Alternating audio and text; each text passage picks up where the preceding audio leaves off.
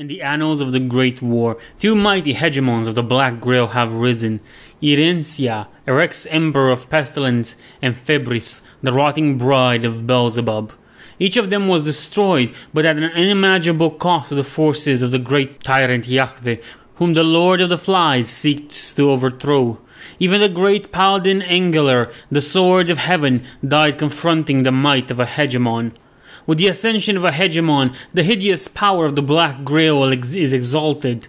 Beelzebub grows sleek and fat, and like a magnanimous king bestows blessings and gifts upon his most favored children.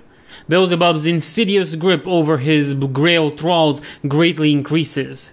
They move with more grace, and the exalted beings of the Grail opens their ruined minds, allowing them to truly witness the rotting glory of the Lord of the Flies, and enabling them to understand more complex weaponry. In turn, the nobles that make up the ranks of the Order of the Fly are given kingly gifts from their mighty liege.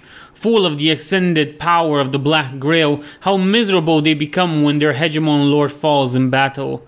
Each hegemon is unique, and when slain, it can never be recreated. The ecstasy of the Plague Knights in the service of their dread ruler sinks into the deepest despair from which there is no escape. Their strain of the Black Grail is shunned by others of their kind, and they are no longer welcome at Ekron, the city of Beelzebub. They are cast out from the Order of the Fly for their failure.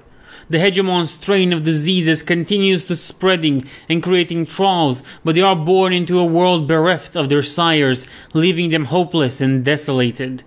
The eyes of the Plague Knights continuously weep cold black blood as they cry for their lost dark paradise that they will never be again.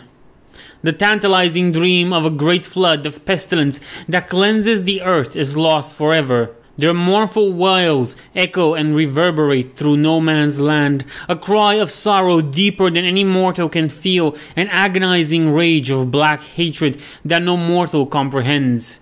They compose mournful paeans to their lost hegemon, beautiful yet disturbing songs that promise nothing but never-ending death.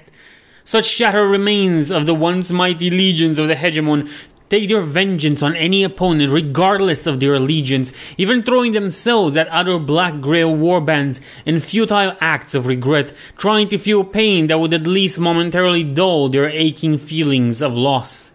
But no such hope exists in their eternal damnation. These bands made up of the strains of fallen hegemons, once mighty legions from everlasting funeral processions for their dead masters. The echo of their cries and dirges accompanies their solemn steps, taking them from nowhere to nowhere.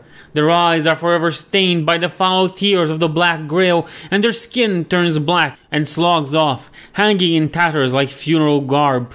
They seek lost artifacts in broken shards of armor and weapon of their lost liege, and fashion disturbing and rusted jewelry from these remains where the hegemon's power still lingers beyond the grave.